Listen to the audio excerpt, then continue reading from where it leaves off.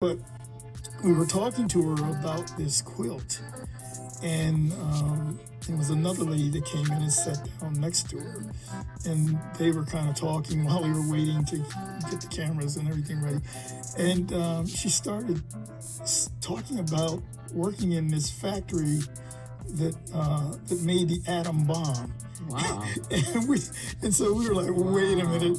We just talked to her about 15 minutes about quilting. Oh, get back in the chair. So she tells the story about moving to Grand Rapids after living in Chattanooga, Tennessee. And said she worked in this factory, and they would always say, whatever you see here stays here. You can't tell everybody. And then she said she came here, looked at the newsreels back in those days, and they were talking about dropping the atom bomb. And they showed the place where she worked. And she said all this time she never knew that she worked in the place that made the atom bomb, or parts for the atom bomb.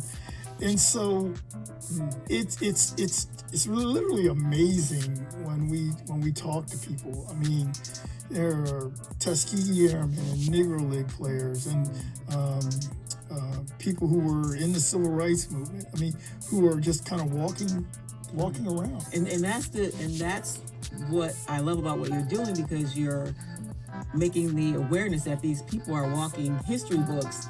But then we need to take it to a different level to say, how do we publish their stories, or how do we get their stories into the schools or into ways that we can share them with other people? Because when they're gone, their stories are gone. What I love about check out the full exciting episode featuring George Bayard, the founder of Grand Rapids African American Museum and Archives. Check it out on our YouTube, Spotify, or Girls Talk Books. Don't forget to like and subscribe. Enjoy.